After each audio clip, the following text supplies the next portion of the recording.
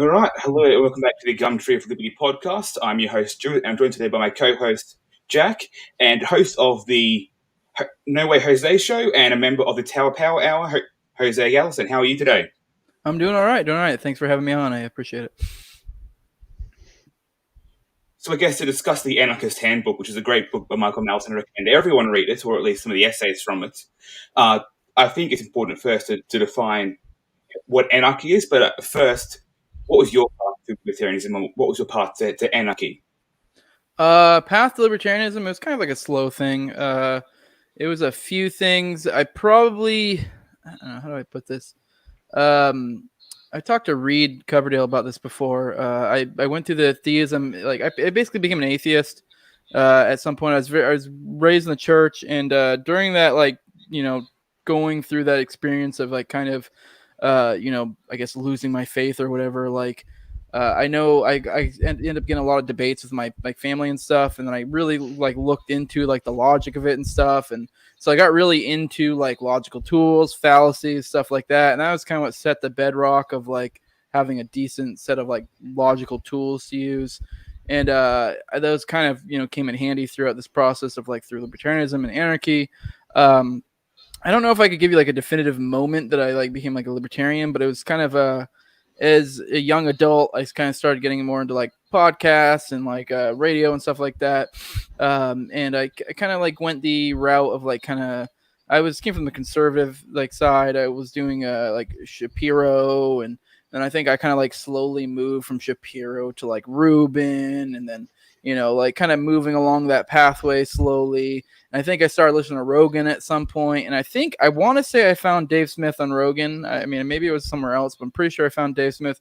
I became a big Part of the Problem fan, and I listened to him for years. And that's kind of what I mean. I was already, I would say, a libertarian by the time I hopped on the Part of the Problem train. But to get to anarchy, Dave Smith is what kind of got me into anarchy. He would always, go on a show, talk about anatomy of the state. And I would always kind of roll my eyes when we talk about anarchy stuff. I thought you had a lot of good points, but I just, you always move from one excuse to another of why anarchy doesn't work. It's kind of this shifting thing. And then after a while, he kept going on about reading Anatomy of the State, and I finally was like, okay, I'll read it. And I read it, and I was like, holy moly, this is it. It kind of all the arguments clicked in place with Anatomy of the State. Anatomy of the State's what did it for me. Obviously by coaxing of Dave Smith through his podcast, and and that's what did it for me there. I mean, I guess it's kind of my story in a nutshell, and then now here I am. But yeah, and then it also came full circle. For those who don't realize, I don't know if you already mentioned it, but I'm doing a series on the Anarchist Handbook. I've been doing basically every chapter I'm doing an episode. I'm only halfway through right now. I think the second one I had Dave Smith on for Anatomy of the State. And that was kind of a cool moment, kind of coming full circle, because Dave Smith's the one who got me reading Anatomy of the State. That's what made me an anarchist. And then I got to then have him on the podcast to discuss it, which was kind of a magical moment, sort of. So yeah, that's my story. Yeah. Well, as an anarchist Christian, I'm quite offended that you'd leave us and become an atheist and still be anarchist. It's quite offensive to me as a Christian. So how would you define anarchy? That's kind of a hard question to answer. I don't really have a glib one for that. I mean, obviously the Anarchist Handbook, there's multiple ways to define it. I come more from the ANCAP type perspective, although I kind of undergird it with an egoism thing. So I don't know. I guess just more of a matter of it's the NAP. You don't have a right to coerce against me, and once you kind of put that to its logical extension, that is what gets you to anarchy. And that's kind of where I'm at. I guess I just see the world functioning better that way. I also see myself as an independent and an actor in the world that, I don't really need these things coercing me, and I would prefer them not to. I don't know. It's really hard to define. I mean, like I said, even with this book, there's multiple ways to define it. I don't really have a glib answer for anarchy. I think Malice had a glib answer in there. You don't speak for me is kind of how he defined it. I haven't really come up with a good catchy way to define it myself. So that's a pretty good one. Yeah. Yes, I like it. I was tempted to write that on the ballots at the next one. Because it's kind of, yeah. I reckon that'd be funny if we just got a bunch of donkey votes that said "You do not speak for me." But I think that would be a vote in itself. Do you think there's a limit to the non-aggression principle? In what way? What do you mean? In that it doesn't. In general, like it does it have a limit? So it's like, is there a circumstance where you would not consider it? That something that you're borderline, sort of, where you would disregard it? Perhaps. I mean, I guess it would really depend on the situation. I mean, that's kind of a hard. Yeah. The NAP is kind of it can get kind of a little bit borderline arbitrary in some places. And I guess this is where like private courts for like an ANCAP society would kind of come in play, and that it would be kind of a decision amongst a group that multiple people have kind of conceded to. It's voluntary. But yeah, I don't know. I mean, it's pretty hard, say what the. I mean, that is a hard question to answer. Yeah, the NAP isn't this perfect thing, and it's also defined in multiple ways by different people. So it is kind of hard to have this hard and fast rule with the NAP. I mean, at the end of the day, like in a true anarchist society, it would be defined multiple ways by different communities, and it would really just be a matter of finding the community that interprets it the way that you like. Like, yeah. I know, Stuart, you're not a big fan of Archie, and I've used him as an example before. Like he's been known to use stuff that like, I don't know, racism or something, or even just mean words break the NAP. And it's like, no, they don't. But, okay, let's say there are people that interpret that way. Like in an anarchist society, there would likely be some community somewhere that would interpret it in that way. And they would have probably their own private courts or community that agrees to a certain set of rules or whatever, that would, or a Hoppian society or whatever it may be that, interprets it that way. And that's fine. Whatever. You can have that place. You can have your community where, racism breaks NAP and whatever. I just won't live there. Like, I don't agree with it. So I guess in a way I would see, that almost as a breaking of the NAP. But it's funny though, too. Like we keep bringing up the NAP, but in like a certain ultimate sense, I also kind of don't believe in the NAP because, to bring up the egoism, I consider myself an egoist, but I see the NAP as more of like a useful, how do I put it? A useful social, what's the word I'm looking for? It's like social construct, essentially. Like that's what I see it as. I don't see it. I know a lot of us try to find ways to define it, with natural law or, different other mechanisms as this like ultimate objective thing that exists or whatever, or is a provable thing. And I don't buy that. I find that hard to believe. But, this is where the egoism comes in. It's just more that like, that's what I think is the best way to lead towards a truly, a free society or a society that I would like. So, so in an egoist sense, that's what I like. So, that's what we're going with. So, or at least that's what I'm going to try to emulate and try to propagate. So, yeah, it's interesting. So you mentioned the Anatomy of the State, Murray Rothbard's book from 1974. It was probably the second book that I read. I read Liberalism by Mises first, but then I read Anatomy of the State. And I think that's probably a good starting point to discuss the Anarchist Handbook, which is a collection of anarchist essays from anarchists from all across the spectrum, from anarcho-communists to anarcho-capitalists and everyone in between. So I think it's a very interesting approach that Rothbard takes. He starts by saying, what the state isn't, as opposed to what the state is. Yeah. And I wanted to get your thoughts on why it's important to start that way, because it seems quite counterintuitive. Like, we've started the podcast by saying define anarchy, and then we're going forward from there. So why do you think it's important for someone like Rothbard to define what the state isn't before he defines what the state is? I mean, the defining what it isn't, I guess, is more of the idea of dispelling the thoughts that people already have to begin with. Because that's the biggest thing, is people already have their own ideas baked in the cake of what it is. So normally, like, I guess if you're going to start out describing a whole new concept or something, you would start from the what it is. But being as he's already starting from the beginning point of people already have this idea of what this concept is, it's good to start off with what it isn't, to be able to spell and to give arguments of what it isn't. Because I can see the logic. Like if you started with what it is, everyone's just going to be thinking the entire time, like, no, that's not what it is, you know? So to start out with what it isn't is a good way to kind of, I guess, put at bay the naysayers, if you will. Yeah, I think it's a great point. Like I was talking to someone just last night, in fact, and they said to me, as an anarchist, how do you have governance without government? And, you know, people have these preconceived myths and these notions of, you know, what the state is. And once you break that down first, then you can introduce new concepts. But I think it's important to you know, really, I guess, bust the myths of why the state is so good and so glorious and all hail the state. And I think going a bit later into the book, he talks a bit more about, and this is, I think, is the most important part of this book, as it is for us today, especially as Australians in COVID, is the intellectuals. And I wanted to get your thoughts on the intellectuals in the state and how they interact, especially, you know, with all the trust the science stuff we hear these days and trust the experts.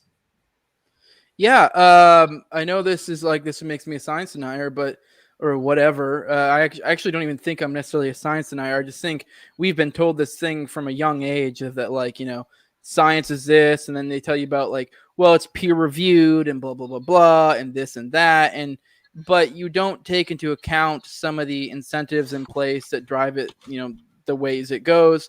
For example, the very fact that most universities get some sort of government kickbacks. I mean, I don't know how Australia is, but that's, you know, a big thing in the United States. It's all government kickbacks. They're all government, almost all government. Yeah.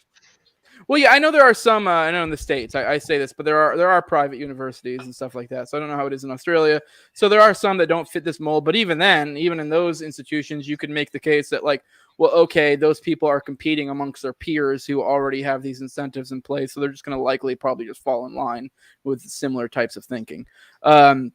But yeah, the point being is, like, this community at whole is essentially incentivized heavily to, you know, do certain things. Because, for example, I guess I don't have a good example, but my what I'm getting at is, like, say for a research, like, say some I don't know, say you have a biology professor and they want to study flies or whatever, like, they get grants for these things to do these research things. Like, a lot of these things come from, I mean, I guess sometimes, sure, it can be like a wealthy businessman or something, but let's be real. Probably a good portion of the time, I don't know whether it's a majority or a large minority, but there's a large amount of, like, government grants that come involved. So if it's something, you know, say with COVID, say it's something that's trying to disprove the going narrative, there is a pretty solid chance that you may not get that grant money you're looking for.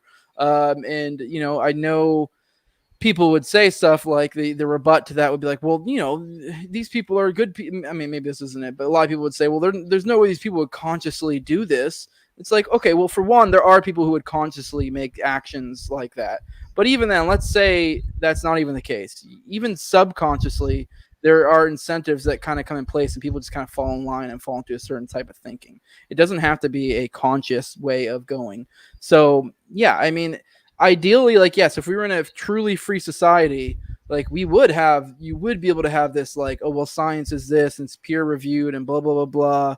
But and I actually do believe in science. I will say that, like, but the science is just the scientific method. So, but now yeah, but now the idea that, you know, because the go-to people always say is like, well, these are peer reviewed and blah blah blah, and like, okay, cool, you threw in a scientific journal amongst other people who have a similar thinking as you, who have the same incentives as you, and, like, I mean, yeah, sure, maybe for certain subjects that are in no way at all concerned with government or whatever, yeah, you may not have an issue, but I mean, let's be real, certain things drive a certain way, and that's kind of the point Murray is getting at too in that, yeah.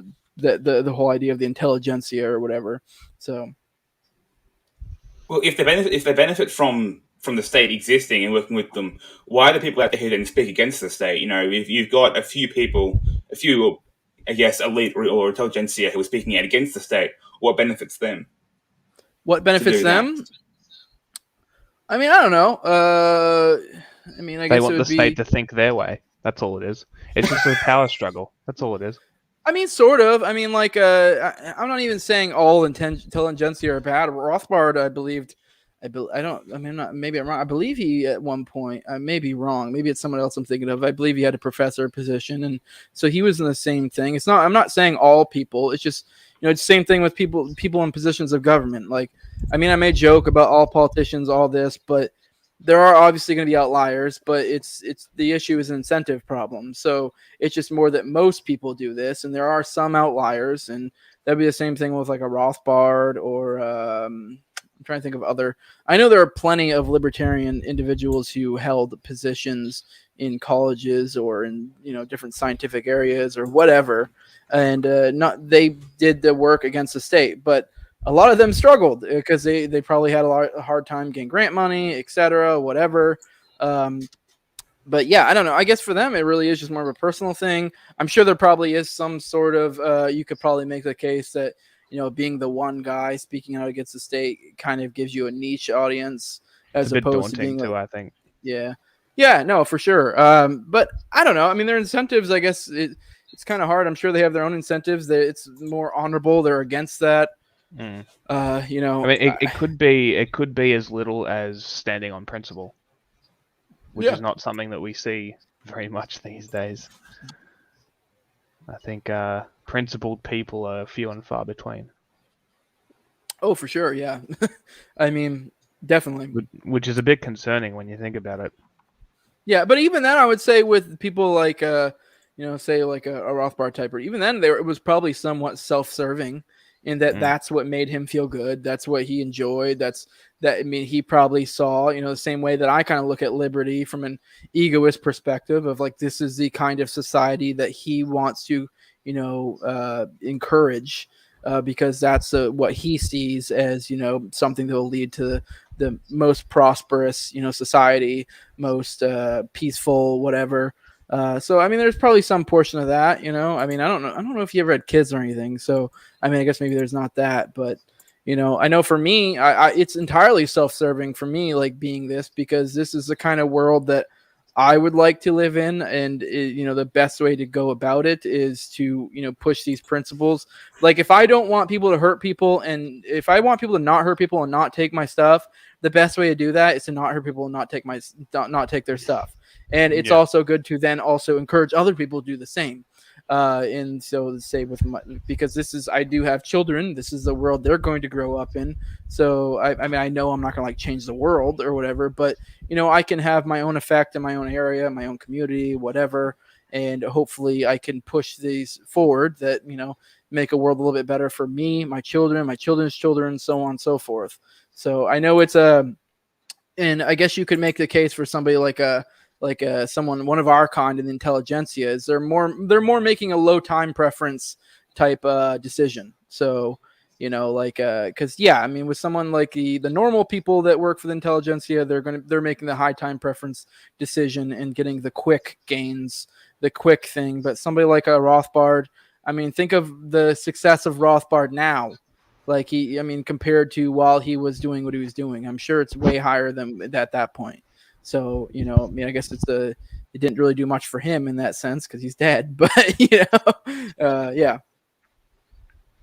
That often happens though, doesn't it? After people realize what they were saying after they die. Yeah. Seems to happen a lot. For sure. Which, yeah. I think it might have been Dave Smith I heard talking about it on Joe Rogan Experience. He said, you don't know that you're in the revolution until after the revolution. I think that was Dave Smith, but that could be someone else. Where he said, you don't know in the moment. It's only in when you're looking at, with hindsight, the power of hindsight, which unfortunately we don't have right now. It'd be so useful during COVID if we had the power of hindsight. Oh, for sure. No, it is an interesting way to look at things because, if you're in a revolution or world-changing events, you're only in your little slice of time. So, and it's always going to seem incremental for you and not a sudden shift or change. I mean, obviously there are going to be exceptions, but it is an interesting concept to think about. And also I think, falls of civilizations, collapses or revolutions or whatever. I do think we have our certain ideas of what those are, and those don't. And when actually put in those situations, they may not always look like what they think they look like. because it's different when you're looking at something from a historical perspective of like, say, like the fall of Rome, and you're like, oh my God, Rome collapsed. And you're like, okay, well, yeah, but this happened over this long of a period of time. It may not have really been this disastrous thing for everybody involved. It was more just a thing of the state falling apart, et cetera, et cetera. So I don't know. We have our own ideas, because I know a lot of people talk about like over in America that like we're on maybe not the brink, but we're not too far off from like a collapse or something. It's kind of like, okay, but what does that mean? Is that necessarily bad? I don't know. I mean, I guess it depends on your personal situation. I'm sure if you hitch your wagon to the state too much, yeah, it's probably going to be bad. So, Could even see an inversion of classes maybe, or a full collapse of the elites, because if the US dollar collapses, what's their wealth? Yeah. Yeah, But no, who knows? It's literally a house of cards. So it could collapse in a moment. So I think a lot of people will be. I feel like very invested. Without the elites, you wouldn't even have the likes of Robert Reich, for example. He exists because the state is there to support him. People like Robert Reich and there's other supposedly economists who have gotten rich from this. They really, like, without the state, we wouldn't have any of them. They wouldn't be in a position where they are today to influence what people believe. Yeah, because they have control, because the government exists and supports them. In a truly free society, they probably would have kicked Robert Reich off the cliff at birth. So I joke. He's like 4'11". I'm a short guy. I'm like 5'5", 5'6" ish. Yeah, he's 1 meter and 49 centimeters tall. Yeah, I don't understand that. That's a short dude. Yeah, he's very tiny. Jesus. It's funny looking at pictures of him with other normal sized people, let alone tall people. Yeah. Okay, so he was in. What was he in? He was in Clinton administration. It's bad when short guys make fun of you for being short. So. Yeah, it is very funny. I didn't know that he was that short. That's very entertaining information to know about. Yeah, it is pretty wild to think he probably weighs like 120. Like, I probably would have an easier time beating him up than I would my wife. It's funny. Every time I see something from him come up on Twitter, I'm just like, this is possibly the worst take I've ever seen on everything he talks about. Yeah, he's pretty awful. I don't know. But I think it does come back to, it is, he's parroting the state. It's like in Melbourne, we have PR guy, right, on Twitter. And it's just straight state propaganda, and if the state wasn't there, this person would be irrelevant. And it's also because I don't know. It's very interesting that these people build themselves up off the state, but if that doesn't work out, what are they? Yeah. Well, a good example is Keynesian. They're parasites. Yeah. A good example is Keynesian economics. Like, that's like the going economics for like the establishment that they always rely on. But anyone who even like has a decent grasp on economics understands basically how retarded Keynesian economics is. But it makes sense. Like, it's the exact type of economics that serves the state if you understand Keynesian economics even a little bit. But yeah, Keynesian economics is probably the perfect example, and why like Austrian economics gets like kind of shunned, or even the Chicago school somewhat. Like, but I don't know, once you understand Austrian economics, it's pretty simple. I don't know. The more you delve into Keynesian economics, you're kind of like, how the hell is this like a thing that is like, the accepted thing? It makes no sense. Yeah. You're talking about bad takes from Robert Reich, Jack. I've got one for you. I've got to his Twitter right now. It's the second or third tweet on his Twitter page, and it's. I'll read it out for people who are listening to the audio-only version. Reminder: Putin's means of keeping Western liberal democracy at bay isn't just to invade Ukraine. It's also to stoke division inside the West by fueling racist nationalism in Western Europe and the United States. Trump and Trumpism continue to be Putin's most important ally. This is it's the worst takes. I've seen so many people mentioning Trump, like, on both sides. Just stop. He's not president. Cope. Yeah. Well, I mean, there is definitely. I'm not a foreign policy expert, but there's definitely cases to be made that things he did during his time. This is the whole problem with like presidents in general. Is it'd be like, well, this is Trump's fault. Well, this is Obama's fault. This is so and so's fault. It's the same thing with like economic things, especially if you don't have a firm grasp on economics. It's like pretty much all these people are kicking the can down the road. It's really hard to blame any specific president. It's a whole the ridiculous. state. Yeah, it's the whole ridiculous idea of this. Blue team, red team. And it's like, well, they both suck. I mean, yeah, sure, you can point to this person did that, because I've seen multiple takes throughout today with the whole Ukraine situation that like I somewhat agree with. So because I'll see one tweet that's like, well, this is Trump's fault because X, Y, and Z, different foreign policy things, and I'll be like, okay, those are all true. And then there'll be somebody that's like, well, this is Biden's fault because the X, Y, and Z foreign policy thing. I'm like, okay, that's also true. And then somebody will be like, well, this is Obama's fault because the X, Y, and Z foreign policy thing. You're like, okay, well, that's also true. And it's like you can't really blame. It's the same thing with like economics, where it's like, a lot of people would say with Trump, like there was a period of time where like, oh, the economy's booming, and you're like, no, like that just means the economy is inflated right now, like big time, and it's really this ongoing problem, like with all the stuff in Russia and Ukraine. I'm no huge foreign policy guy. I go through phases where I get really big into foreign policy, and I'm not gonna lie, past year or so I've just gone exhausted. Like at some point you're like, yeah, I get it, war's bad. I don't need to know all the details. Like but it's good to be informed. But I don't know. It's just I'll probably in a year or so I'll get really reinvested again. But it's just this ongoing thing. Say with like Russia, still here. Yeah. With Russia, it's like we've been most of these like all this like stuff in the Middle East has been basically proxy wars with Russia. So it's like this has been an ongoing thing for decades. So like the Cold War never really ended. So like these are just like different proxy wars, different ones. Now it's just getting a little bit more heated, where it's getting closer to Russia's doorstep. I mean, you can blame who you want on it, whatever. I'm sure you can blame Putin, you can blame Ukraine, you can blame Obama, you can blame Trump, you can blame Biden, and you're probably going to be correct in every single one. So, I mean, depending on your reasoning, but there are valid reasons to blame every single one of them for it. But at the end of the day, it's like this is like, I guess, not to sound like a lefty, but a systemic problem, if you will. So it's like, I mean, we're both aggravating each other. I mean, if anything, I'd actually say the United States is more to blame.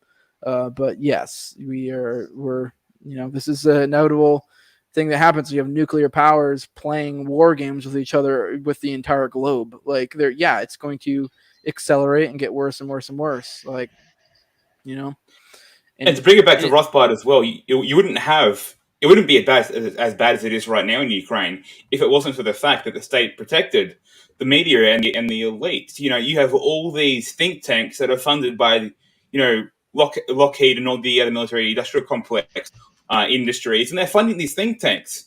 They're not independent at all. They're funded by corporations that are funded by the state, and because they're then tied to the state, they're then going to advance and support war. The US has left Afghanistan. What replaces that? Ukraine.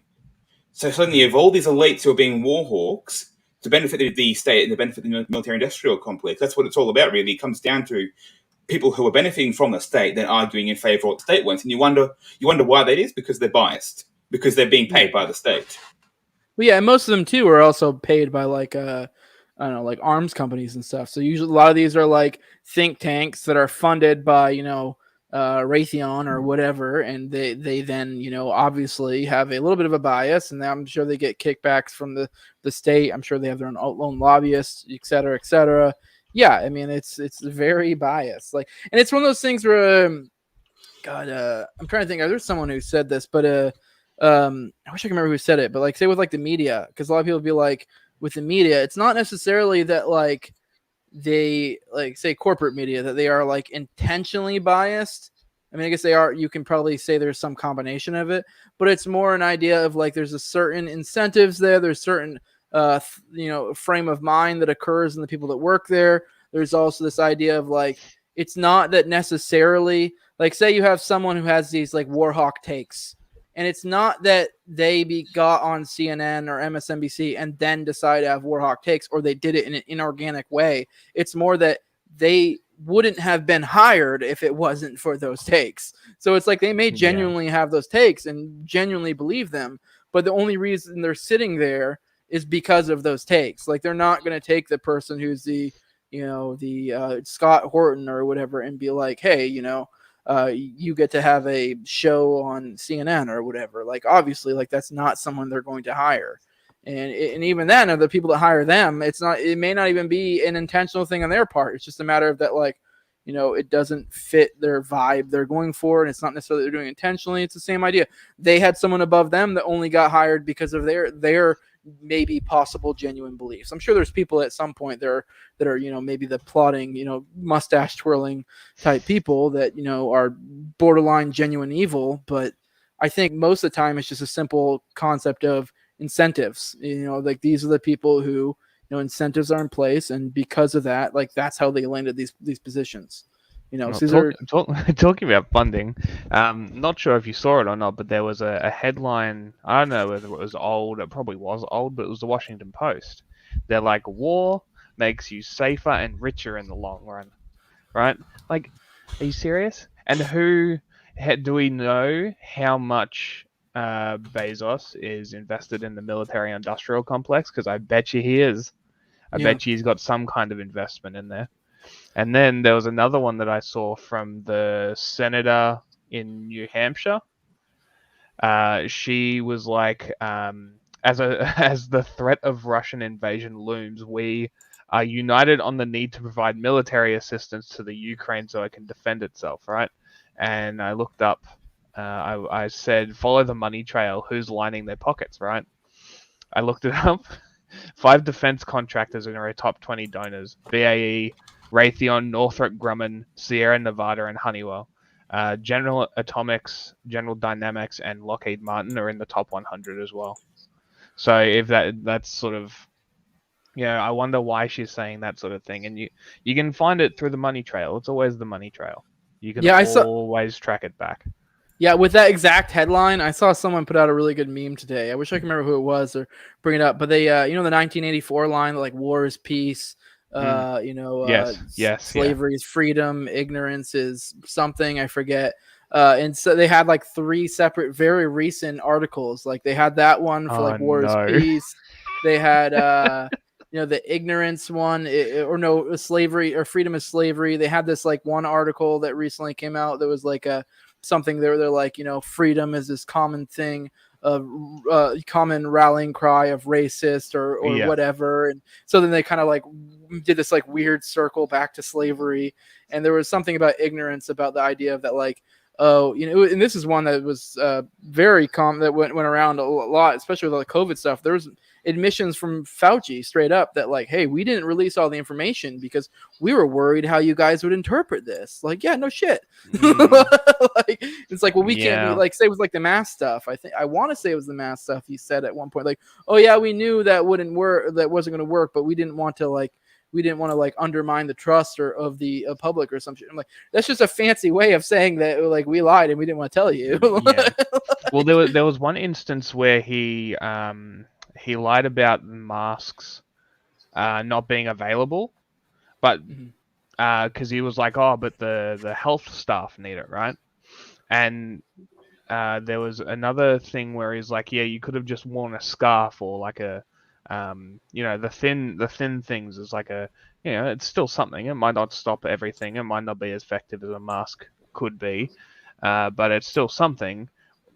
A jumper around your face would do it, right? But they didn't tell you that. They're like a mask only, and that's that sort of thing where it's like, well, the people who did their own research, whether that's the hysterical status who still won't take their masks off, or it's the people who don't want to wear them at all. It's the same thing. And then you've got that big 90% chunk in the middle who would just follow what the state says. Yeah. It's definitely wild. It's funny with like the mask thing. They from the beginning, like I remember looking into, like, I was following Ron Paul on the Liberty Report, and he was going into all the studies, and like even now, like everything he said from the beginning is pretty much held to be true. And if you look at the statistics or the most of the studies, the very few studies there are relating to masks, the majority of the studies seem to imply that the only one that even may have even marginal utility is the N95, and even that's debatable. And even then, it's like marginal. So it's like a minor difference possibly. And the cloth masks do nothing. And there's even good arguments to be made that they probably even are a detriment to your health. So because people don't wash them. well, yeah, that too. And it's like you're also like, even if you do wash them every day, it's still a perfect little hotbed for like bacteria and whatever, So, and then, with viruses, like you do shed them through your breath. So, but the idea is then you don't shed them, you're just breathing it right back in. So, by the way, I'm not a medical expert. This is just from secondhand information from Ron all Paul, opinion, so. all opinion. Yeah. I found that article you're talking about, Jack. So it's from 2014 from WAPO. It's written by a historian called Ian Morris. I actually own one of his books, Why the West Rules for Now. In the long run, wars make us safer and richer.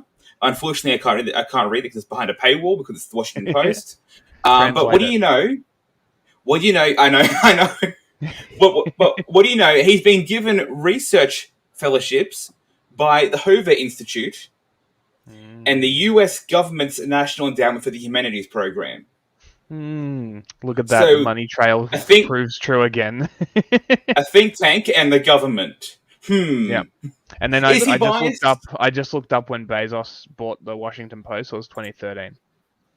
Yeah. The funny thing is that the article, it's one of those things where like this is a common point Dave Smith brings up, that like you'll see things that like so-and-so country is a threat to democracy or whatever, and we kind of laugh at, but always. The point is like they're not lying, but the matter is it's the issue of like, well, who are they talking about? Like, are they talking about the state? Are they talking about you? Like what? Like it's a matter of how you interpret it. So with something like that, there's actually some truth to that, because especially with the United States, we talked about like the currency earlier. Pretty much the only thing upholding the value of our dollar is us deep dicking other, countries and being like, hey, guess what? You're paying for your gas in US dollars, and we'll go invade your country otherwise. What do they call it? The petrodollar? Yeah. So, I mean, yeah. So that's the only thing really upholding our dollar, So there is something to that. I mean, it is definitely a house of cards. But if you are the establishment, the state, whatever, that's 100% true. That's the only thing. Yes, you are playing a house of cards, but it's one of those things that like you got to keep playing it or you're screwed. This kind of ties in the Spooner thing with the like one of the things he goes into his thing is the international money lenders and how they're all to blame, and like that debt. Like we don't realize, like a lot of people just think of it as just like this, oh, it's a debt. Like, oh, we can just default, or we can just do this, or we can do that. And like, okay, have you ever heard of Gaddafi? Like you don't just default on the debt. Like these people, yes, for maybe me and you, like that might not be a big deal if we default on the debt or whatever. But for the people that control the levers of power, that is a huge deal, because that is someone somewhere that wants their money, and they will find a way to get their money, or they will find a way to make you pay. And that's where you see people like Gaddafi, or I'm sure I can come up with other examples of individuals that clearly weren't playing the international money lenders game. I know that kind of like enters the conspiracy theory territory, and you kind of can't 100% confirm it, but there are definitely coincidental type things going on that you're like, yeah, it's heavily implied. Well, I think you'll find that a lot of the actual socialists, the actual communists that take power, are quickly disposed of for whatever reason. But I feel like that might just be one of the primary reasons. Yeah. But it's definitely up there, the IMF and the World Bank and World Economic Forum and that sort of stuff. It's all sort of, the shadow government, if you want to call it that. Yeah, and then you look at somewhere like Russia, and I'm not saying there's 100% why, but if you look at their national debt, and don't get me wrong, they have debt, but it's nowhere, like compared to other nations, it's not that bad at all. So, I mean, it does can make you wonder, like, okay, well, maybe there's some sort of international moneylender game going on here, and they don't like that there's one game. Like, I'm sure it seems like they kind of sort of play ball with the moneylenders, but they're not 100% in, They're kind of keeping them at bay because they seem to be a little bit more financially smart in that regard, as opposed to just being like, well, we'll just take money from any lender who wants to give it to us, and, we don't have to at all come out positive. I mean, to be fair, I don't 100% know. This is more secondhand information. I've never looked into it personally, but it's my understanding their national debt's not that bad compared to most other nations. So I'll look it up quickly. Guess who their paymaster is? Russia has a different paymaster. That paymaster is China. Mm-hmm. China has been funding the Russian military's development in the last 20 years or so after the Cold War because of the economic stagnation in the 70s and 80s. The Russian military, became obsolete. China. So China's funding that. is funding their rebuilding a military. So their paymaster is China, and now China has decided to support Russia against the Ukraine. Big money printer go burr. It's $280 billion. Russia's debt. Oh yeah, that's like nothing compared to most other nations, especially ours. I think Australia has around the same. No, Australia's debt is almost $1 trillion almost. Yeah. Yeah. And that's old data. That's pre-COVID data. By the end of COVID, it's expected that Australia's national debt will be around $2 trillion. Great. We were, from memory, $963 billion before COVID. So we're going to be that $2 trillion figure is a figure from last year. So you're looking at potentially doubling the national debt because of COVID. Yeah, it's definitely gonna be a weird situation in the years to come. Hey, Jack, what was Russia's debt again? Was it 280 billion? Billion, yeah, US. Victoria's is 200 billion. God. Oh my god!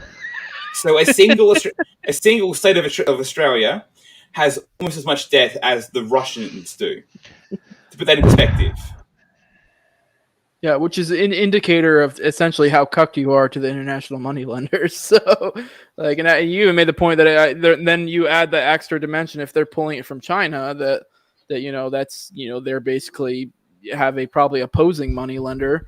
Although I don't know where the hell China is getting their money from because they print it because they don't care. Yeah, it's state capitalism. They don't care. Yeah, no, which. That is the other thing. It's like China is very much this paper tiger. I know a lot of people like to freak out, the conservatives, whatever. And, I guess that might actually be a good situation for Russia because if that's genuinely where they're getting their money from is just their China's fiat that they're just pulling out of their ass themselves. It's kind of like, okay, I guess when you have a kind of country like China, maybe you can kind of get away with that. But I guess it may work out. So if China ends up collapsing and it'd just be kind of like, oh, well, there goes your debt, Russia. I don't know. I don't know how that works with those countries. So I'm totally talking out my ass here. So could you say that China is a paper money tiger then? Yeah. It's all about printing money. Yeah. I got one final point from Rothbard, then we'll move on to one of Jack's. And it's that article by Ian Morris in the Washington Post. He made the argument in favor of Hobbes and the social contract, which is a big thing that Rothbard was opposed to. He pointed out in Anatomy of the State that the government became where it is today because of conquest and wars and invasion. And I think it's a very, very good point you made is that there is no social contract because we don't really get a say in who our masters are. Even if we have voting, you don't vote for the bureaucrats, you don't vote for the military, you don't vote for all the government's corporations. I think that's a great point. Is the social contract? What do the socialists say? There is no ethical consumption under capitalism. Something like that. Sounds about right. Yeah. I mean, social contract thing is actually more of a Spooner thing, like in his essay there, No Treason. Yeah, because that's kind of one of the main points. It's kind of making fun of the Constitution, the American Constitution. Obviously, I don't know exactly. I'm assuming you guys are probably a constitutional republic now, which nope. Not a republic. Monarchy. It's constitutional monarchy. No. What Australia's. So we're a constitutional monarchy and a parliamentary democracy. Okay. Those are two of the worst systems ever. Okay. Yeah. So, but the problem is, mishmash. Well, it's going to be interesting because I think this is my prediction is when the Queen dies, we're going to see a massive exodus of Commonwealth states from the Commonwealth. I think there's a lot of respect for her around the world. And once she's gone, all that respect is gone, and I think the crown might actually crumble. But No, I guess we'll see. didn't you hear that Maybe the Queen's COVID will dead? kill her. maybe The Queen's maybe dead? COVID will kill her. Didn't you hear the theory that the Queen's dead and the Queen's being replaced by some actor who looks like the Queen? Didn't you hear about that, Jack? I didn't hear about that. That's funny. The Queen's dead. It's an actress. Believable, really.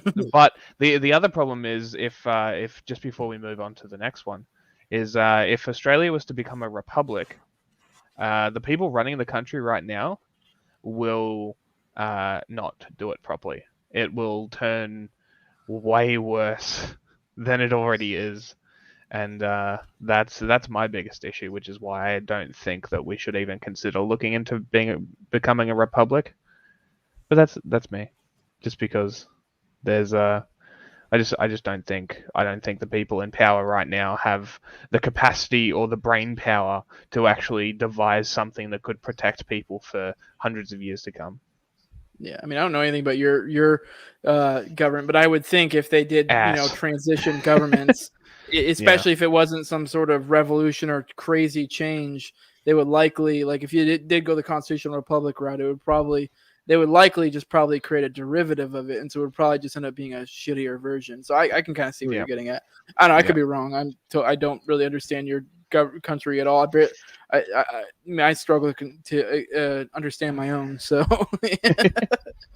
yeah, go check out my series on the ALN website called Australian Government.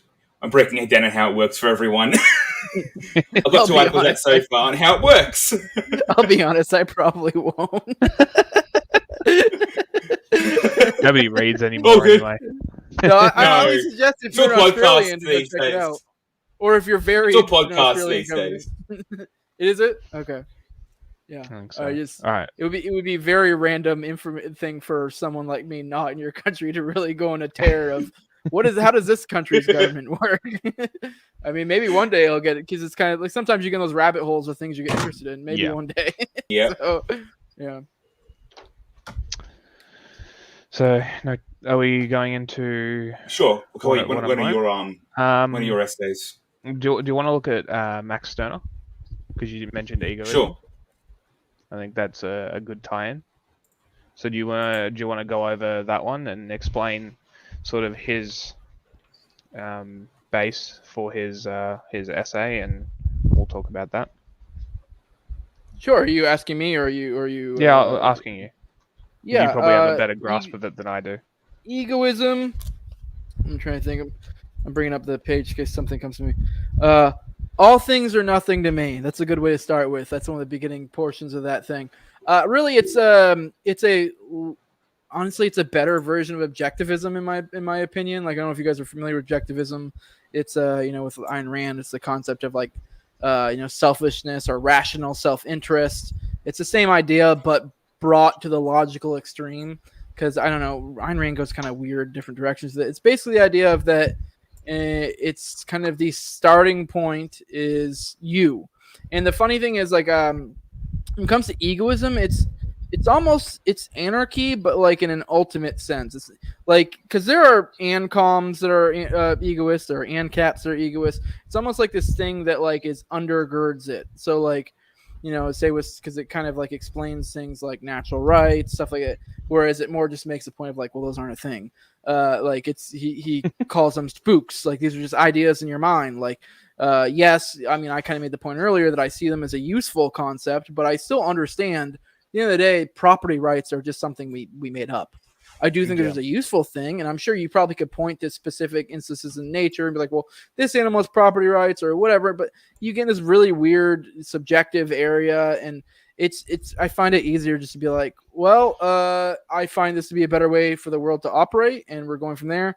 But yeah, it's really just a matter of, I guess they say selfishness, I guess would be a way to put it. Egoism, like you, it starts from you. So it's almost like you are the center of your personal world and everything expands out from there, which sounds awful. One thing Stirner is most well known for is his concept of rights, which is the might makes right type idea. Because like a lot of people accuse like Stirner type people, or a lot of people, the gotcha for Stirner for egoists is always like, well, what about pedophiles or whatever? Like, because per his idea of rights is like, you have the right to do whatever you can do, like anything you have a right to do. But now, like, if you get into what's called a clash of rights, say I want to do something, but you don't want me to do it, and say you like, if I'm able to do it, I had the right, because I actually end up doing it. Now, if you were able to stop me, you had the right. That's your right as well, yeah. Yes, because I remember that, because that was one of the things that really stuck out to me for that. That part, so the essay is very dense. Yes, it's very hard to understand. He's an interesting writer for sure, but it is it very much is might makes right, which people like scoff at and be like, oh my god. So the go-to is like heinous things like pedophilia. And it's like, the way I always explain is like, yes, technically, per Stirner's concept of rights, the pedophile has the right to that, but you also have the right to go blow his brains out. So it's a matter of whose right wins out. So, and I know a lot of people are like, oh, this will evolve into crazy anarchy. And you're like, okay, but yeah, you have to exist in a world. So like, you being an individual being like, hey, I'm an egoist and I can kind of do whatever I want. But now, do I really want to do this thing that will put me in this precarious position? No. And it even is a matter of, say, to even bring it back to pedophilia. Do you want to do that? I don't. I doubt you guys do. And that's kind of an understanding of most people in the world. And yes, there are going to be people who want to. But you know what? I'd say the majority of people don't want to. And you know what? The cool thing is, if we have this concept of egoism is, or we're all a union of egoists, which is a concept within egoism, is we'll be like, well, screw that guy. And I know a lot of people might like be like, well, a lot of people make fun of like, and this is one of the reasons why I like egoism, because like you get in like ANCAP world where a lot of people get in these like super autistic arguments, like say like age of consent, and like being an egoist, I get to be like, I don't care. Like the issue for me isn't consent. The issue is I don't like that, and the end. And that's kind of where it goes from. So like a lot of people can like argue like, oh, well, maybe this age can consent, maybe this age can consent. I'm like, well, the consent's not the crux of the issue for me here. The crux of the issue is I find that abhorrent. The end. And that's kind of where it comes from. And if you were in an egoist society, I guess, if you will, it would be a matter of like, well, we're in a community, we don't accept of that. You can face the wall now. And that's really comes down to. And I mean, a lot of people with the might makes right thing will point out, like, I like to use the example of, like a lot of people will be like, you could go like, oh, in egoism world, you could just go kill your neighbor and do whatever. And it's like, okay, yeah, but you live in a community, and even if it is a community full of egoists that think the same way as you, they're not going to like there's someone in their community who just brazenly does stuff like this. Like, they're probably going to take care of you. It's like this ultimate concept of individualism is basically what egoism is. It's super interesting, because I think egoism mixed with mutualism is probably a nearing perfect system. Because if everyone sort of requires each other to subsist in the world, or exist, or cooperate and be mutually beneficial to each other, while also having this idea, I think it's sort of a really good concept that would then go beyond this stupid argument of things like, well, I could do this, well, sure, but that doesn't benefit everyone else. So it's sort of it requires that balance between these two things that kind of work together, but they kind of don't at the same time. I think it's a very interesting concept, and reading through it, I pulled a couple quotes which I'll try and find them, because I think they're pretty good quotes. I love Stirner quotes. But he's super fascinating. The writing was super fascinating. Just that sort of the rabid individualism, if you want to call it that. Yeah. Whether I'm in the right or not, there is no judge but myself. I have the page open right now. I love Stirner quotes. Stirner quotes are great. I wrote it down in my notes somewhere. Which to keep in mind for those who read the Anarchist Handbook, this is just an excerpt of Ego in its Own, which is his Stirner's notable book. I don't think he has another book. I think he might have a couple of like articles or essays here and there, but yeah, there is a lot more in this section. I believe it goes more into like rights and the state is kind of where it focuses on, but Stirner's Ego in its Own goes a lot more. Like the thing I always like to bring up is in Ego in its Own, he goes into the concept of love, like egoist love, because a lot of people accuse like being an ultimate individual or like everything comes from you. Like, well, then how does something like love work? And you're like, or like, your family or whatever, like these things that people almost see as like borderline obligations. And it's this idea of like, from an egoist perspective, it's like, I love you because I want to love you, because I want to be with you. You know, like with my family, I want to be with my family. I love my children. I want to be with them. And that's kind of like the ideal thing that's like the best way to look at it. Because people have this weird inverse view of things as like obligations. And I guess in a sense, there's sort of an obligation, but I want that obligation. Like I want to be with my family. Like for me, that is something I want, you know what I mean? So, and it is kind of, I actually find egoism to be kind of beautiful, because if you really look at it, it's the idea of that the things that I do are because I want them to do it. If you are in my life, it's because I want you in my life. It's not because I feel like some sort of obligation to you or whatever. Everything comes from this place of because I want, in a certain sense. Yeah. I found the quote. It was the social reformers preach to us law of society. There the individual becomes society's slave and is in the right only when society makes him out in the right, when he lives according to society's statute and so is loyal. Whether I am loyal under a despotism or in a society, it is the same absence of a right, in so far as in both cases I have not my right but foreign right. Yeah, because it's rights being granted to you by an external force. So yes. that one stuck out to me when I was reading through it the first time. Yeah, no, I do like his idea of, I think he calls them egoist rights, or they might have a different definition, but yeah, no, he does make a good point of like rights in general are very slippery concepts. So to make it simply this idea of like, well, whatever you have the power to do, or like that is your right. And that is, I know for, ANCAPs, especially, a lot of them see that as reprehensible. It's almost an inverse of how we typically look at things. But if you really put in perspective and think about it and really, play it out, it's not that crazy. Because, yeah, a lot of people are like, well, you could just be a warlord or whatever. And you're like, okay, yeah, but maybe I don't want that. And also maybe I don't have the power to attain that. That's not within my right. I'm not able to attain that. I don't have the might for that, nor would I really want to. So, and it's funny because even in the situation where a warlord would come to power, any one of the people around him have the power to end that. Yes. So it's that sort of thing where it's sort of self-checking in a way. Mm-hmm. So, but the other, I guess, the downfall of it is you're requiring a reliance on someone's morals who may not be there. I wouldn't say necessarily. I mean, I think you could be an egoist in a modern day world. And in egoism doesn't even look necessarily like he sees morality as a spook. Morality is nonsense. And I kind of agree with that in a certain extent, because I'm not someone who believes in objective morality. But like, but at the end of the day, like, how do I describe it?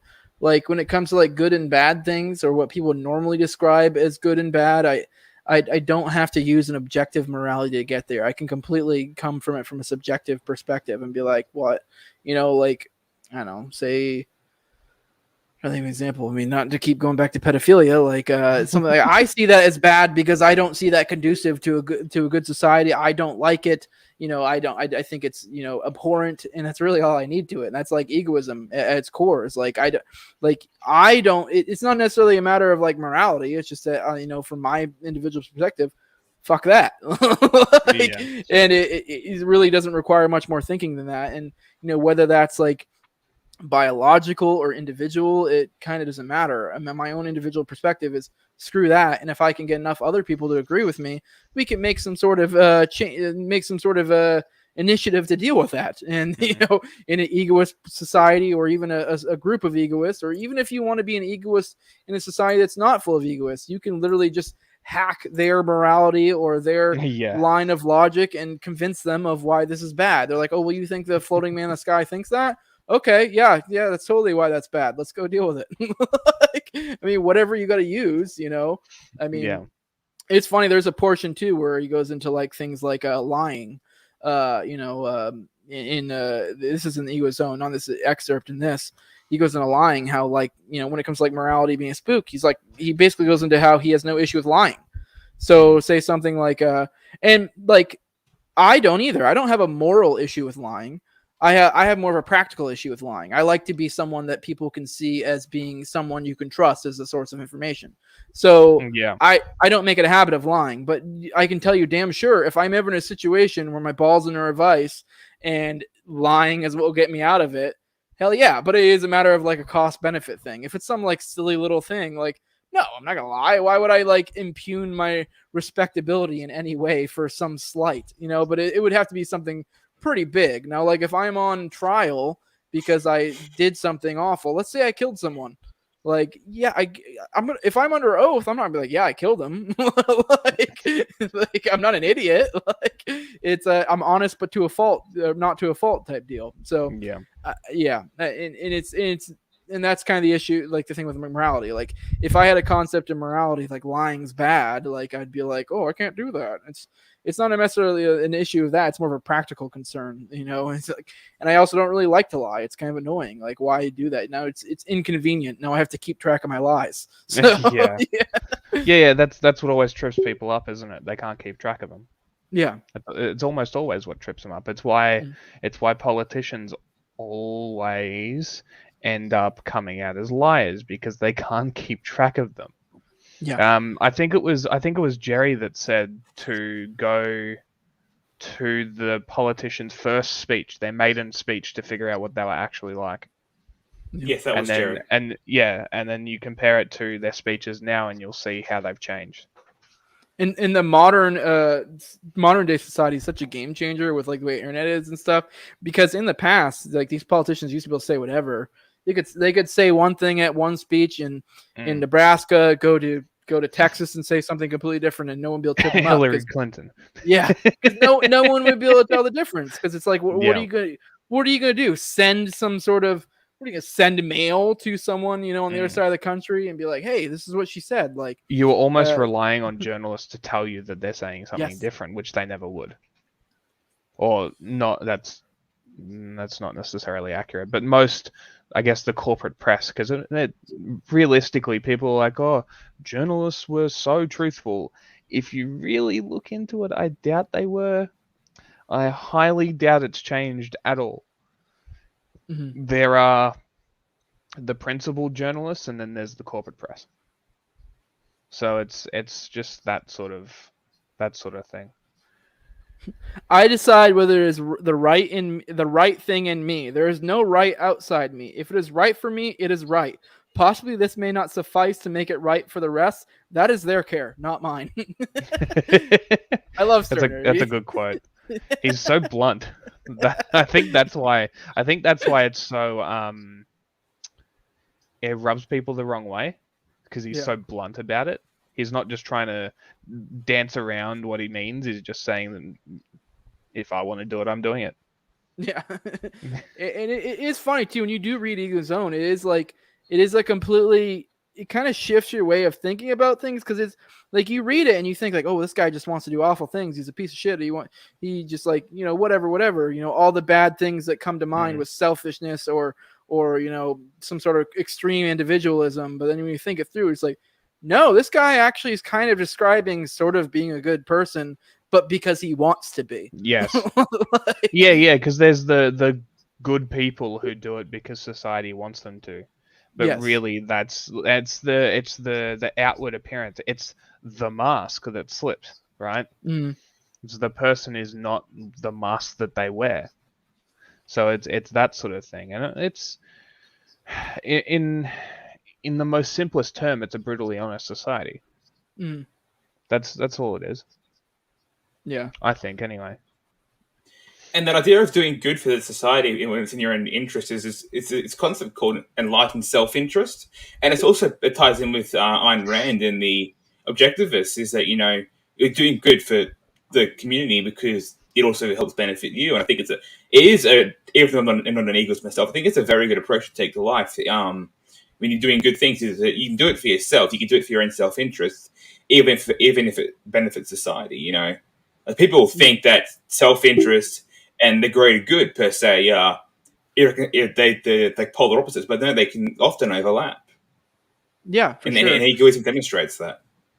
Yeah, no, the egoism is a very interesting idea, and that like it is. I'm not saying Ayn Rand stole it from him, but it is very much like it's weird.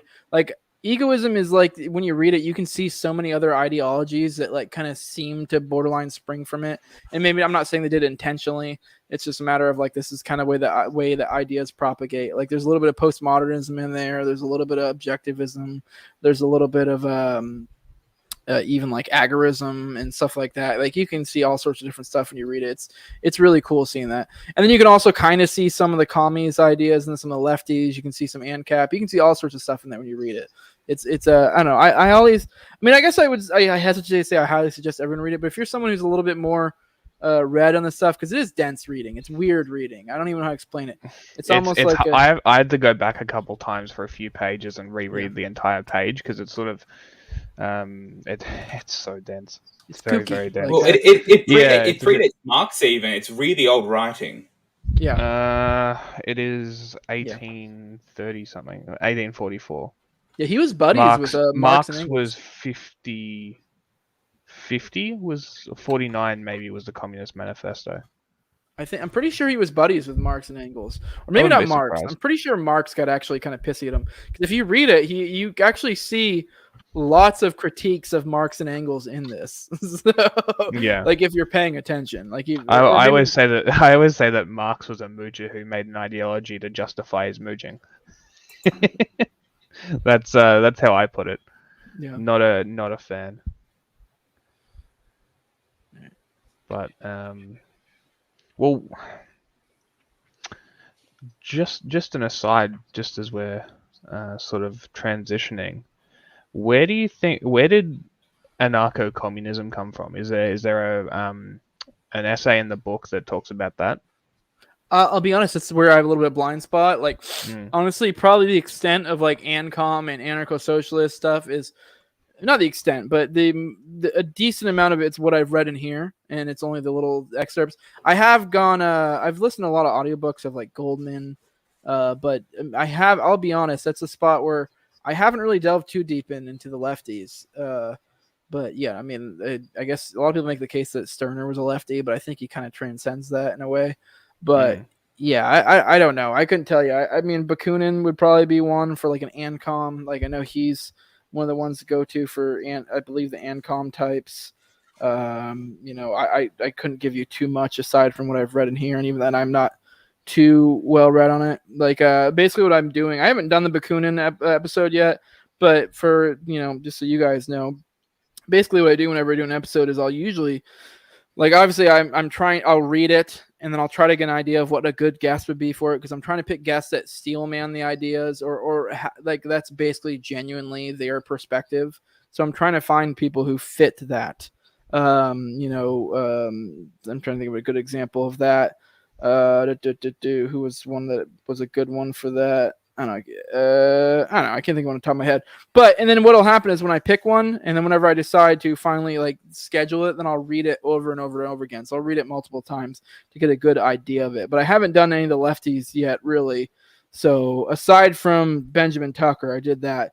But Benjamin Tucker is like an interesting example where he's like a lefty, but then the things he prescribes are very much in line with what we believe. So it's like the only, like, you could almost, like, if you read that Benjamin Tucker essay, there's like, I think there are a couple times he mentions like socialism, or like you could almost just swap out the word with like capitalism, and the majority of ANCAPs won't even pick it up. You know what I mean? Like, and there's only like one minor part, like there's like one part where he kind of talks about the labor theory of value or whatever. And like, even then, most ANCAPs probably wouldn't even pick up on that little thing. Cause like, I mean, he's still, at the end of the day, he's still prescribing anarchy.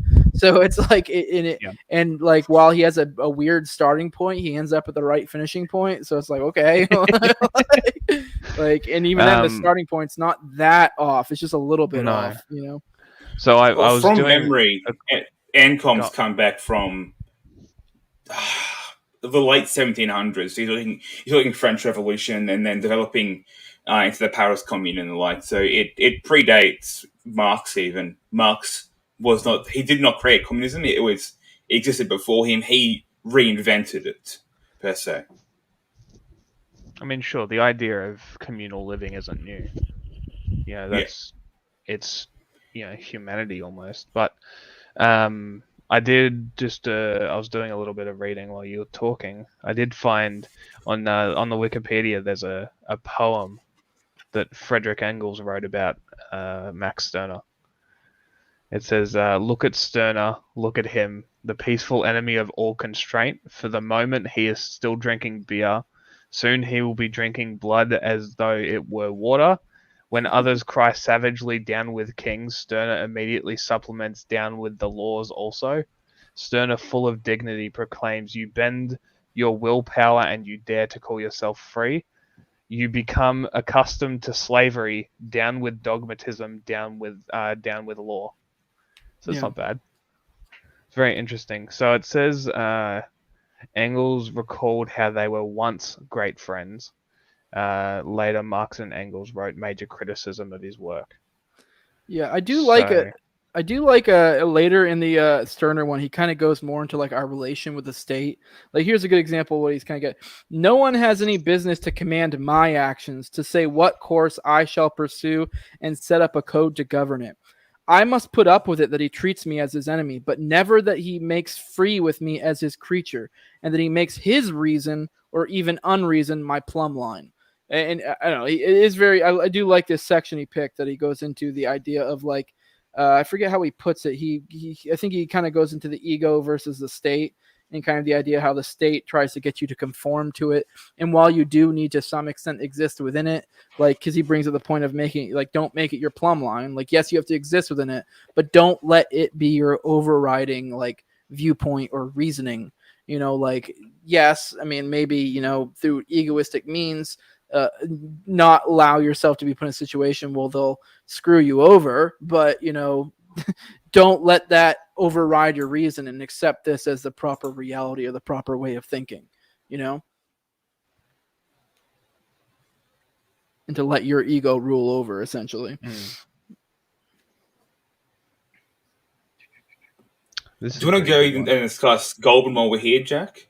Do you want to discuss Goldman while we're talking about communism? Because she's pretty socialist. Yeah. I mean, we can talk about the idea, but I didn't get through most of that one, even though it is only 8 pages.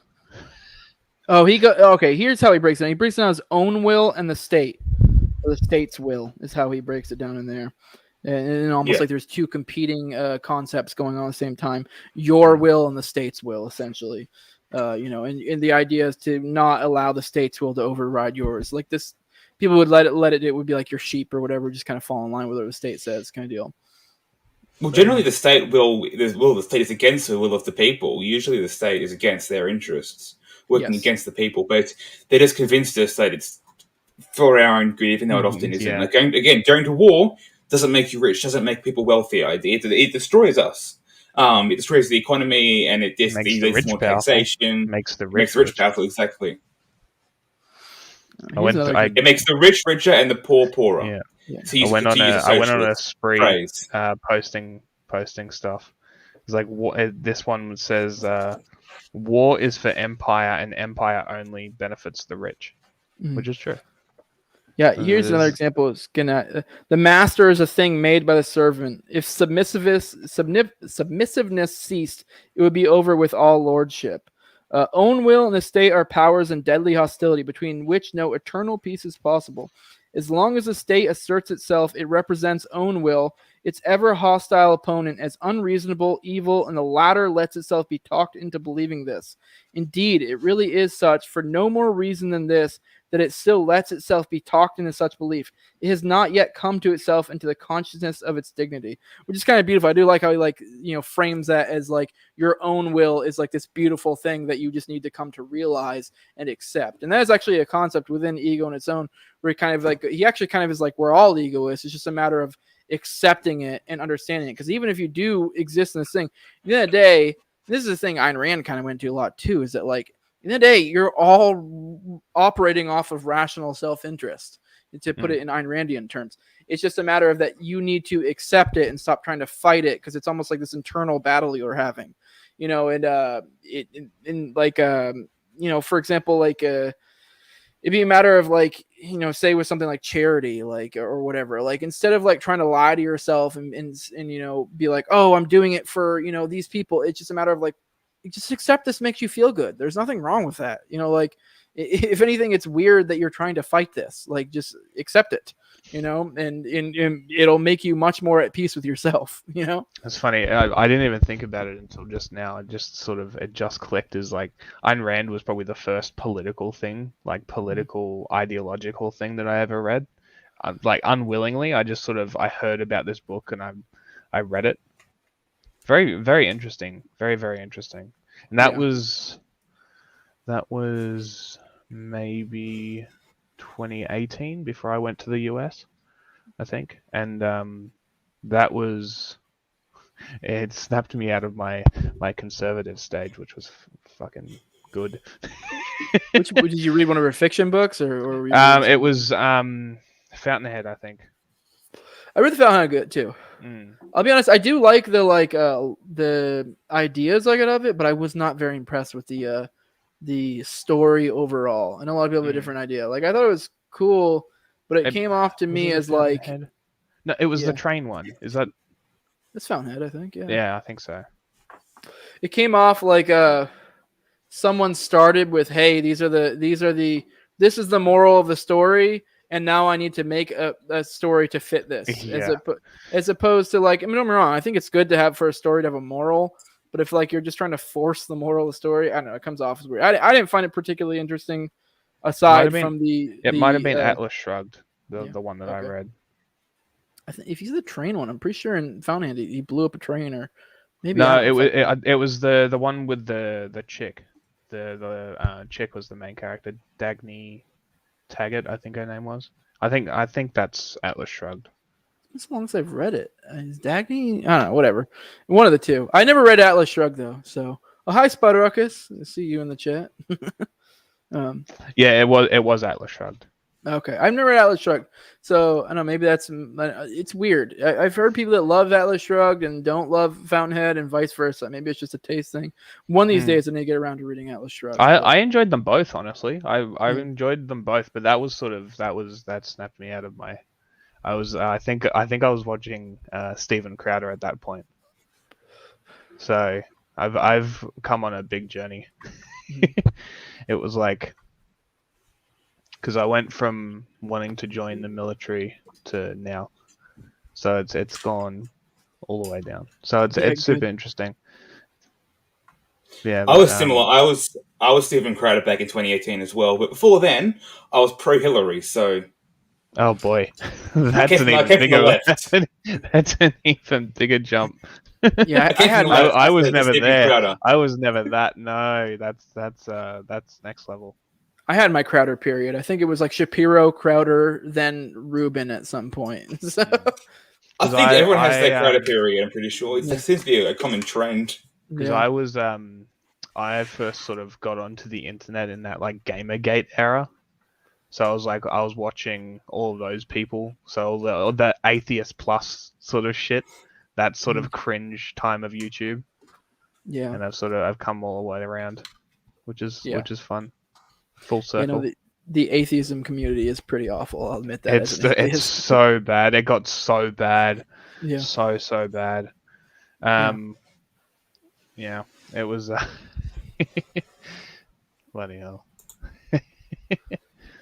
Do we want to go into any other ones, or we?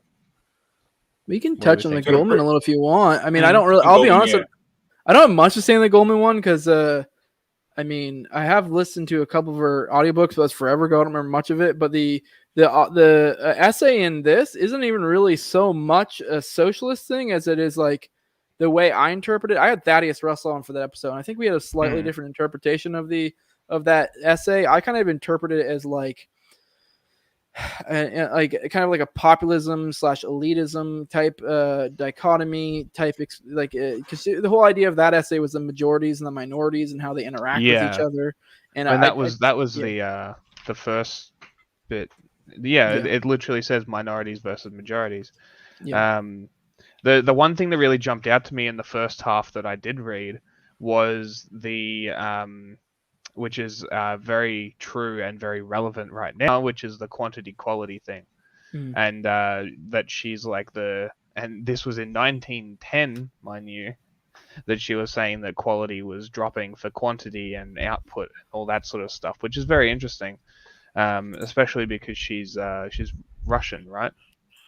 And she was in the Soviet Union for a little bit. I think so. Yeah, I know she got sent back to the Soviet Union at one point for with some of the war stuff. I forget. I'm shaking the historical aspects of it, but yeah, I know she got sent back to it at some point, and that she was one of the first people to like kind of blow the whistle and be like, "Whoa, this shit is fucked." And yeah, so interesting. But yeah, that sort of jumped out to me that she was talking about quality quantity sort of argument, which is.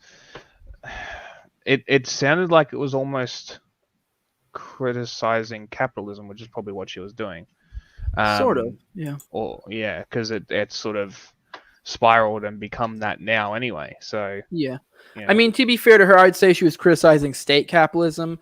I also kind of interpret it as a way to kind of interpret how ideas move within a social atmosphere, if you will. So, because she didn't only apply it to that, because she used it to kind of explain art. And I do think there are some flaws to the way she explained it, but there's definitely some explanatory power in some things, in the idea of certain concepts arise, and then once it reaches the masses, it kind of dilutes the message, and it kind of gets perverted to some extent, depending on what the thing is.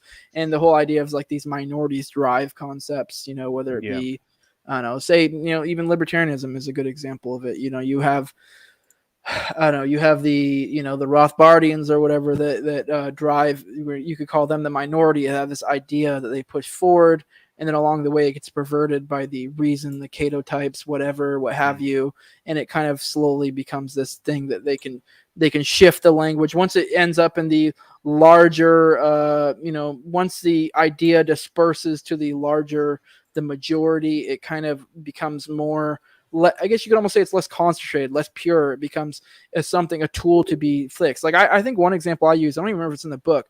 A good example would be like Christianity. I know I'm not even trying to pick on religion. I'm saying because the example I would use like the Crusades. That would be a good example of like, here's this idea of Christianity, and then it started as this like small group.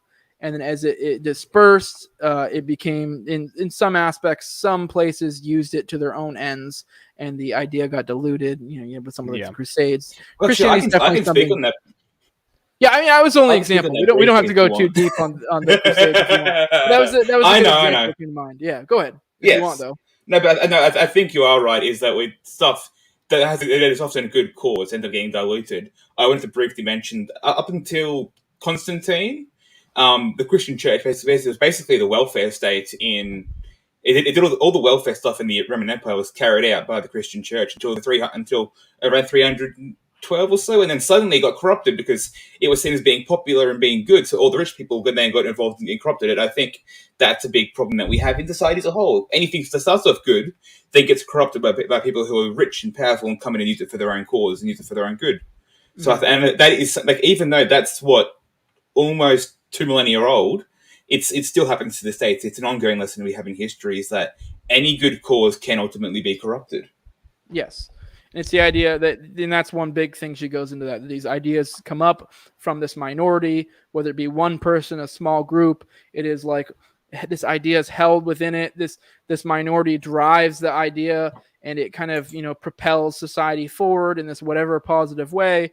and then over time it gets diluted, and then the next thing comes up eventually, and that kind of, that's the way I kind of interpret it, and I find it to be, I mean, don't get me wrong, I think it has its flaws in some regards, but I think it's a good way to interpret the way the ideas move throughout like the populace at large, if you will. Well, this passage here is quite interesting. It says, yet when the crimes of the party become so brazen that even the blind could see them, it needed but to muster up its minions and its supremacy was assured. Thus the very victims, duped, betrayed, and outraged 100 times, decided not against but in favor of the victor. Bewildered, the few asked how could the majority betray the traditions of American liberty? Where was its judgment, its reason, capacity? That is just it. The majority cannot reason, it has no judgment. Lacking utterly in originality and moral courage, the majority has always placed its destiny in the hands of others. Incapable of standing responsibilities, it has followed its leaders even unto destruction. Dr. Stockman was right. The most dangerous enemy of truth and justice in our midst are the compact majorities, the damned compact majority. Without ambition or initiative, the compact mass hates nothing so much as innovation. It has always opposed, condemned, and hounded the innovator, the pioneer of a new truth. So it's very interesting. Yeah. That basically, she's it's just it's individualism again. It's heralding individualism, saying that the individual is smarter than the majority almost always. Yeah, and she's also making sort of a case for elitism, is kind of the way I see it, and I kind of somewhat agree with it. Although I can understand arguments for populism as well. If anything, I think it's almost a little bit of a false dichotomy in some ways. But it's kind of the idea of like for example, I don't think we necessarily need a society full of libertarians or anarchists to have that society. All you need is, like, if you have people within the elite, in a Hoppian sense, the true elite, the proper elite, to kind of have this thing, and the populace at large generally just kind of falls in place. And yeah, they may not be libertarians or anarchists or whatever, but they'll subsist under the system. Yes, so they'll just kind of fall in line. Yeah. So it's I can't remember who said it or where it came from, but apparently to change society, you need about 5% of the population. Yeah.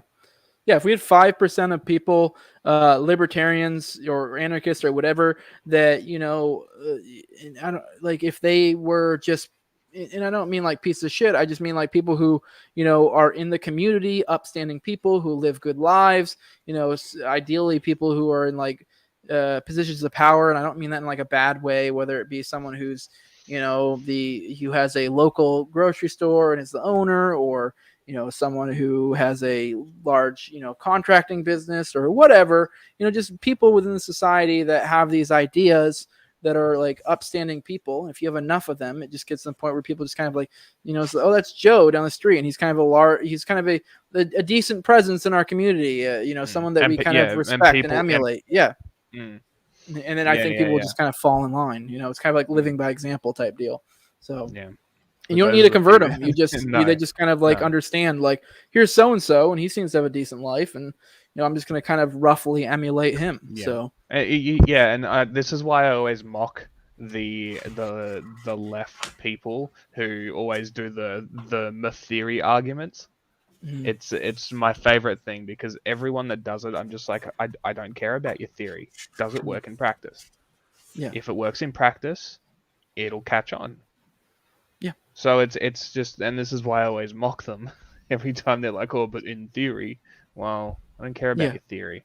Yeah. If your thing in theory, like the whole idea of theory is for it to be something that has explanatory power in the real world. If it's in theory, then it's like, okay, well, it's useless. I mean, I do get irritated with libertarians, anarchists who like will shit on people. They'd be like, oh, well, you're just a libertarian purist, or you're just, standing on principles, or you just this theory, that theory. And you're like, okay, well, either my theory is wrong, or like it's really all it comes down to. Like, like a lot of people will say, be like, oh, well, we can't just be, you can't be so focused on theory. Like, well, the whole idea of theory is to put it in practice and for it to have explanatory power. Because a lot of people are like, oh, we can't just be principled libertarians or principled anarchists right now. Like, Okay, what do you mean? Like, if are you saying my theory's wrong? Because like, if that's the case, okay, let's talk about it. Like, otherwise, you're just saying, well, I don't like what you're saying. Like, this is and like when I say I mock the theory people is because it's like it's all you ever see, especially for a label like communist. Yeah. Which has never been able to work in practice, and I think that's because it almost always has to transfer through a system of socialism. And what happens when you centralize power? People don't give it up, right? Yeah. Which is what we've seen every single time. Is it socialism? They say we're going to go to this. They get absolute power, and then nothing happens. Yeah, I know what you meant. It's the generic idea with people always say, well, in theory, communism this. And the idea is, but I'm kind of pushing back, and I'm not even saying you said this. It's the idea of that, like, well, no, your theory sucks. Like, and that's what I was getting at. That when and it's specifically like the communist stuff because I studied 20th century revolution, so obviously I've studied communist revolutions and that sort of stuff, and I'm like, well, they always come out with the theory and then they put it into practice and it goes to tyranny. So clearly your theory sucks. Yes. Take your the theory argument and go somewhere else. Yes. I mean, it's the idea of that if you essentially theories are like the equivalent of like blueprints for something. If your blueprints don't work, you can't be like, well, the blueprints are perfect. And like, what do you, especially if you're like saying, hey, the blueprints are perfect and everything you guys did like are according to the blueprints. Like, well, then something's off here. It's clearly the blueprints. Like, like, you can't just be like, it'll work if we have certain materials. Yeah, well, that material doesn't exist. Yeah. That's sort of where it is. Yeah.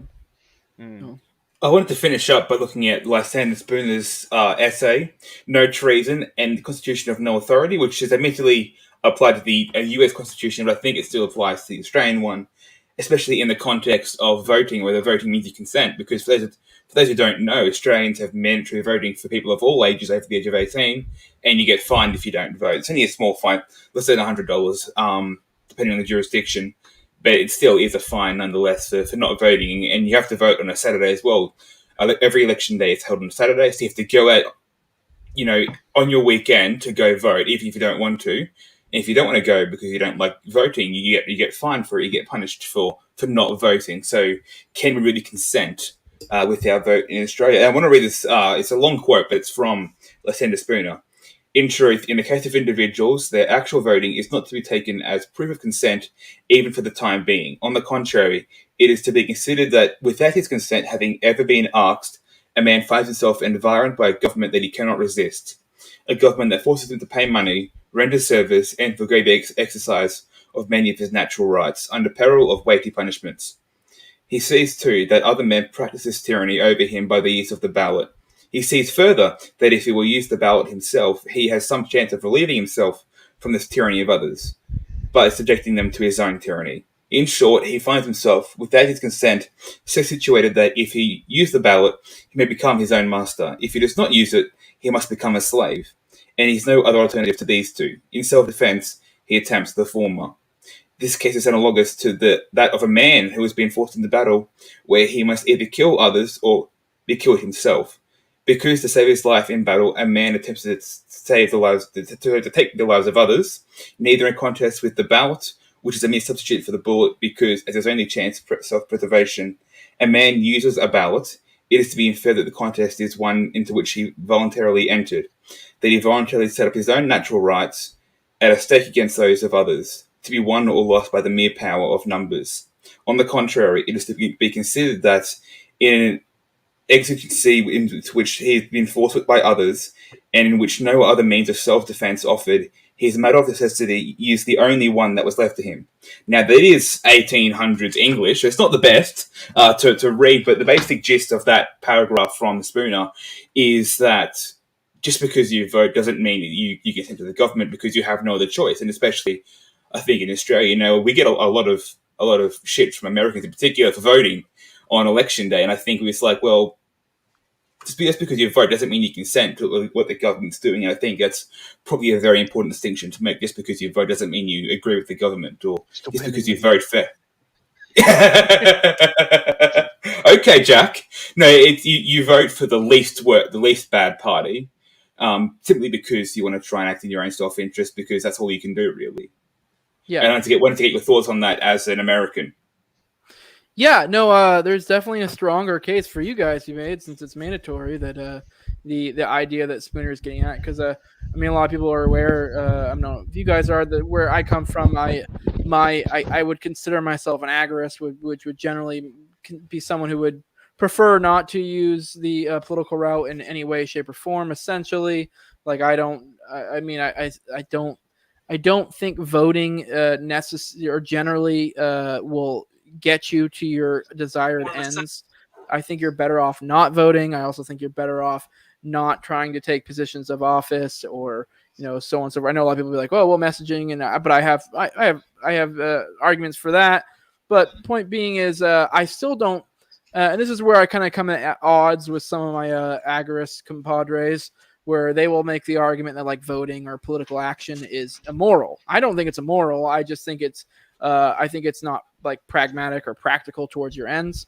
But the reason why I don't think it's immoral is for this very reason, because I do take Spooner's approach, and I do think maybe he overstates it to some regard in a certain extent, of the idea of that, like you're going to, you're forced between these two things. I do think most people think they are forced. For you guys, you kind of are, but for like an American, it's like you can always choose not to vote. And I guess you guys kind of can, but you're going to pay a price.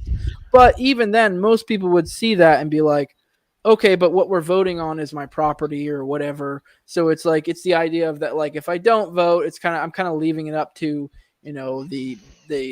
the populace at large to kind of make a choice on my given property or whatever, So, but I would make, as from an agorist perspective, I would make the thing that it's like, generally speaking, you're kind of fucked either way. You're better off just trying to step away from the system to the best extent you can. Maybe make yourself to be, maybe put yourself in a situation where you're less able to be, you have your property taken from the state to whatever extent you can. But point being, as I do think there is a good point to that, in that for most people, they do see this as a, the idea of that I'm given two choices. So the idea that Spooner is getting at is what he's breaking down here is the idea that voting somehow confers consent towards the government. And I definitely think it doesn't, because people are put in a situation where they think, hey, I'm being given this choice by this superior coercive power that is the illusion of choice. Yes, it's the illusion of choice. Yeah. You're being put here, and so you making that choice doesn't necessarily mean that that you consent to being governed by them because you voted. Yeah, and Australia, I think Australia has this in spades, honestly, because this illusion of choice and ranked choice voting kind of go hand in hand, because you don't really end up getting the people that you want, because there's not going to be a prime minister that isn't from one of the two major parties. Like, that's just the facts of it. Like, there is no chance that we will get a minority prime minister ever. Like, it's just, unless everybody votes for a minor party, there's absolutely no chance that we will ever see a prime minister from any party that isn't Labour or Liberal. And like, it's the same in the US. Are you ever going to see a libertarian president? Don't think so. I mean, it's a possibility, but my argument would be at that point, once you ever get to a point where you actually have a viable option of a libertarian party, it's probably been so bastardized that it's basically not a libertarian party anymore. Yeah. That's when you end up with the Sarwarks, the Robbie Suaves, the whatever. I mean, I don't know if those names ring a bell to you. The Archie Flowers. Yes. Well, I wouldn't even say Joe Jorgensen or Archie Flowers is a good example. I would think Sarwark or Robbie Suave would be a better example. I mean, she boogied. What is she doing now? Where'd she go? She collected her money and dipped. Yeah, I don't know where she's going. I don't know. She's in her sex dungeon. I don't know. But I kind of... So it's like the American voting system is very interesting, because it seems like they're trying their hardest to make sure people can't vote. or trying their hardest to make sure that it's voted the way that they want it to. And I think one of the biggest red flags to me about the US voting system is that it's not a public holiday or on a weekend. I tell you what, if you want to see people vote in America, give them a public holiday and be like, hey, voting's today, you got the day off. Vote if you want to. And I think that should be the same here. It shouldn't be, here's the day, go vote. Right? It's more, here's the day, if you want to vote, vote. Yeah, I don't know how much of that is intentional or not, but there is something to. I mean, don't get me wrong. We have conservatives and we have liberals. Essentially, we have the Democrats, Republicans, and well, I mean, if we're gonna make sweeping generalizations, let's be real. I'm not saying the conservatives are amazing, but I would say, generally speaking, they're usually somewhat preferable, to the liberals or the Democrats, and generally speaking, making sweeping generalizations of the stereotypes of people within each party.